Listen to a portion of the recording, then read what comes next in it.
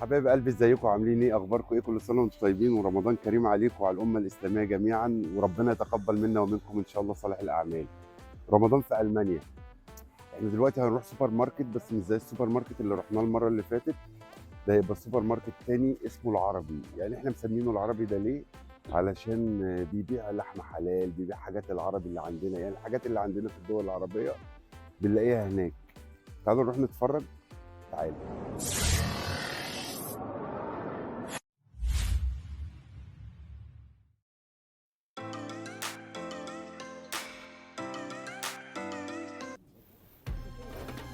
وده اهم حاجه للسحور، طبعا انتوا عارفين.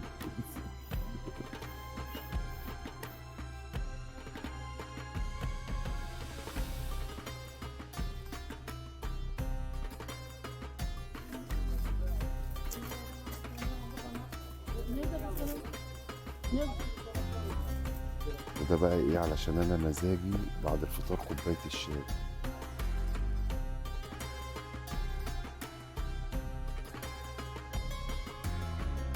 تمام. مش هي. هنا قمر الدين شكله غريب جدا، يعني ايه ده؟ نجيبه خلاص. والتين اهو. تينية. قر ولا بتتقال عليها قراصية دي؟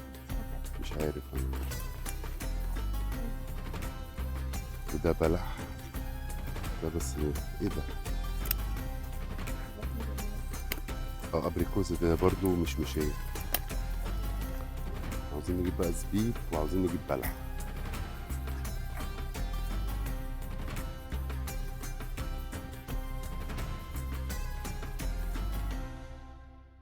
ما هديتش غير لما جبته. برضه رحت سوبر ماركت تاني برضو عربي، ولقيت قمر الدين بتاعنا ده الطبيعي اللي احنا عارفينه، مش اللي في علبة وبتاع. يا سلام، بجد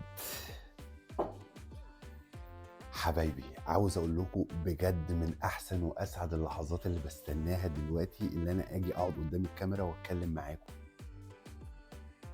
قبل اي حاجه انا بعتذر لكم جدا جدا اللي انا نزلت الفلوج ده متاخر، ما نزلش يوم الاحد زي ما قايل لكم على طول اللي انا بنزل يوم الاحد. بس فعلا الاسبوع اللي فات انا كان عندي برد جامد ومناخيري مسدوده بقى، وبصوا يعني مش عاوز اقول لكم كانت الدنيا بهدله اخر حاجه يعني. فما قدرتش اصور، ومع برضو كده كان المفروض ان انا انزل اجيب حاجه رمضان، وفي عزال كمان المفروض ان انا الشقه دي اسيبها كمان بالظبط شهر ونص، اكون مفضيها خالص ومظبطها وبتاع، زائد ان حاجات عاوز انقلها. وهنا العزال برضو مختلف تماما، مش زي عندنا هنا هيلب يور سيلف، يعني كل حاجه انت بتعملها بنفسك. وطبعا الكلام ده انا هوريه لكم بعدين يعني. بس انا عاوز اقول لكم بقى فعلا رمضان في المانيا مختلف، يعني زي عندنا ولا مختلف؟ لا انا عاوز اقول لك بقى الاجابه ان رمضان مختلف تماما، ما تحسش بيه تماما، باستثناء طبعا المدن الكبيره زي مثلا برلين، دوسلدورف، كولن. المدن دي اكيد فيها جاليات عربيه كتير كبيره، فممكن تشعر يعني تحس شويه برمضان. لكن بالنسبه لو انت قاعد في مدينه صغيره، العرب فيها قليلين شويه، يعني مش زي المدن الكبيره. ففي الحته دي تحس بقى اللي انا اقول لك اللي فعلا رمضان ما تحسش بيه تماما. بصراحه الاول كان الموضوع ممكن يعمل اكتئاب شويه، لان كان بالنسبه للمواسم لما بتيجي سواء رمضان او العيد، والكلام اللي هيفهمه ده الناس اللي هي المغتربه اللي بعيد عن اهلها وبعيد عن وطنها، يحسوا بالكلام ده جدا جدا جدا، وبالذات لو هو قاعد سنجل. بيبقى الموضوع مؤلم بقى لما يجي اول يوم رمضان وهو قاعد على السفره لوحده، بياكل لوحده وبيشرب لوحده. هتلاقي اصلا ملوش نفس ياكل، ملوش نفس يشرب، فبتلاقي نفسك دخلت في حاله اكتئاب. بس هي دي ضريبه الغربه، هي دي ضريبه المغترب اللي بيدفعها علشان بعيد عن اهله وبعيد عن بلده. ففعلا بجد الموضوع والله ما سهل، هو فعلا صعب. بس انا مثلا بقى المره دي السنه دي قلت ايه؟ انا لازم اعمل اجواء، لازم سليم يشوف الاجواء بتاعت رمضان، لازم احسسه برمضان. فنزلت جبت الزينه اللي هي عامله زي زينه السوبر ماركت دي. قلت مش مهم اي حاجه تدي اي ايحاء لرمضان. نزلت جبت له فانوس. ده طبعا الفانوس ده من مصر، ده الفانوس ده اللي من هنا، والنبي شايفين شكله عامل ازاي. وب 10 يورو.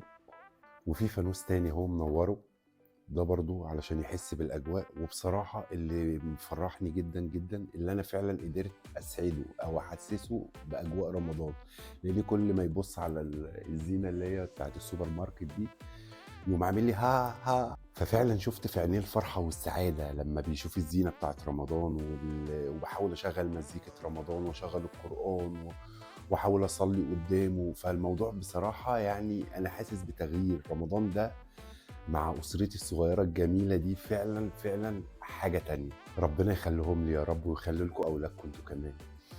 عاوز اقول لكم بقى بالنسبة للشغل، الشغل في رمضان صعب جدا جدا جدا هنا، لان الناس هنا ما تعرفش يعني ايه صيام، ما تعرفش يعني ايه لازم اصوم رمضان والكلام ده. يعني انزل انا الشغل، يعني انا بالنسبه لي مثلا بكره انا شغال من الساعه 1 الظهر للساعه 9. الاذان هنا بيدن الساعه 18 و11، يعني الساعه 6 و10 تقريبا.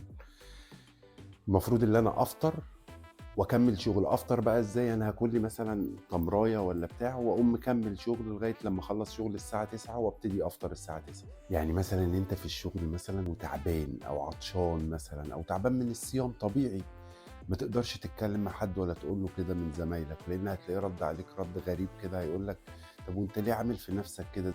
ازاي ولا تاكل ولا تشرب من الساعة كذا للساعة كذا؟ ازاي؟ ده صعب جدا، انت ازاي بتعمل في نفسك كده؟